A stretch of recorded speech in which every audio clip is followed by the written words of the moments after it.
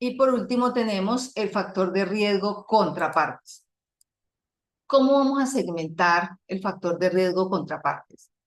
Como ya les decía, el factor de riesgo clientes o contrapartes es uno de los más críticos de la evaluación del riesgo de lavado de activos y financiamiento del terrorismo.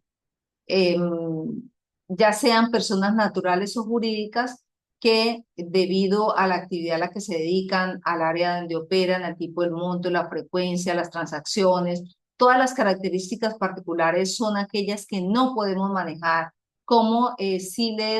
lo podemos hacer con los demás factores de riesgo, y por eso es que se traducen en el factor de riesgo de mayor complejidad o donde debemos enfocarnos con mayor plenitud, con mayor ahínco, los mayores esfuerzos en este reconocimiento, en esta segmentación, en esta clasificación de el factor de riesgo contraparte.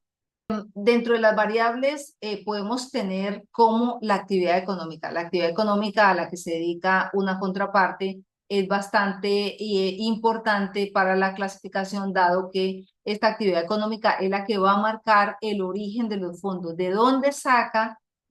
salen los fondos con los cuales ese cliente, esa contraparte nos va a pagar nuestros productos y servicios. Y las actividades económicas, recordemos que están clasificadas por nivel de riesgo de acuerdo a la evaluación nacional de riesgo que hace cada uno de los países. Entonces, los países en esas evaluaciones nacionales de riesgo estudian la vulnerabilidad de los sectores económicos y las clasifican por nivel de riesgo. Entonces, esta variable de actividad económica es muy importante tenerla en cuenta y conocerla y clasificarla por cada uno de los clientes, de las contrapartes. El volumen de transacciones también es muy importante porque nos va a poder permitir, nos va a poder clasificar a un cliente, a una contraparte dentro de un segmento, dentro de un nivel de cantidades de transacciones, operaciones, contratos o servicios que prestemos, y esto va a marcar el perfil transaccional, que es otro de los aspectos que la normativa nos pide establecer. La frecuencia de las transacciones, si las va a hacer diarias, semanales, mensuales, cada cuánto va a ser esas operaciones, que también marca un precedente importante para poder determinar la vulnerabilidad de ese cliente como tal. El ingreso, los egresos, el patrimonio, la capacidad patrimonial que tiene esa contraparte, ese cliente, también va a marcar un aspecto importante para poder conocer la robustez económica, la robustez financiera que tiene esa contraparte. Y por supuesto que la evaluación de riesgo, el perfilamiento individual que se le tiene que hacer por normativa a cada uno de los clientes, sean personas naturales o personas jurídicas, debemos asignarle un nivel de riesgo dependiendo de ciertas variables. Para aquí, para efectos de la segmentación, lo que buscamos es, o lo que se requiere para conocer las características del cliente, es hacer un profundo análisis de conocimiento del negocio del cliente, saber cómo opera, en dónde opera, quiénes son sus clientes también, cómo es la organización, cómo funciona y cuál es la normativa aplicable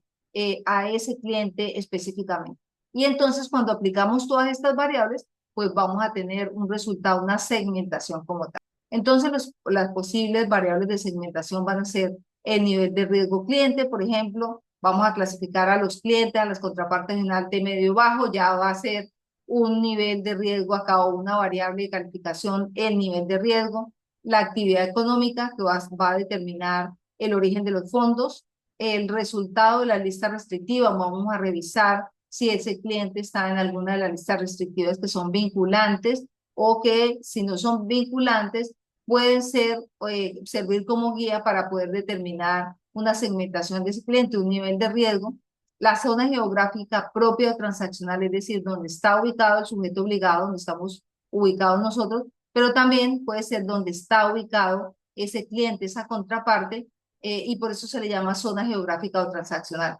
Claramente, el hecho de tener segmentadas las jurisdicciones, las geografías, pues ya nos va a marcar una variable que ya conocemos, que es la zona geográfica o el factor de riesgo jurisdicción.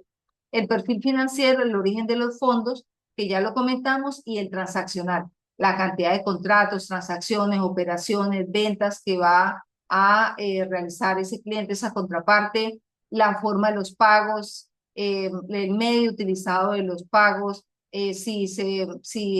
la cantidad de transacciones que va a hacer, la periodicidad en que se van a ejecutar esas transacciones. Todas estas variables pueden ser utilizadas para segmentar a las contrapartes externas. Pero la norma también nos dice que tenemos que segmentar las contrapartes internas o asignarles un nivel de riesgo, porque no es solamente las contrapartes externas a las que se deben valorar, sino son en general. Entonces, a nivel interno también podemos tener unas variables diferenciadas de posible segmentación. Por ejemplo, podemos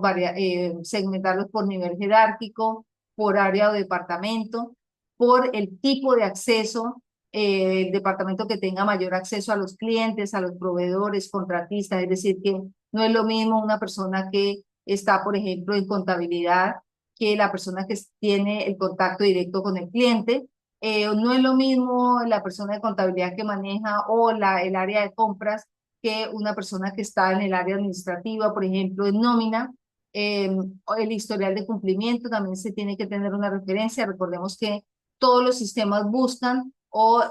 establecen que se tiene que tener unos incentivos de cumplimiento, y esto significa que se tiene que tener un sistema disciplinario para poder establecer cuáles serían las sanciones específicas en caso de incumplimiento del sistema de prevención de lavado activo y financiamiento del terrorismo. Entonces acá también podemos tener un elemento adicional que es el historial de cumplimiento, el acceso a información sensible. No todas las contrapartes, no el personal interno tiene acceso a información sensible, y estos también, que son los denominados cargos críticos, entonces estos también podrían tener una mayor preponderancia, o podemos clasificarlos de una manera para poderlos segmentar.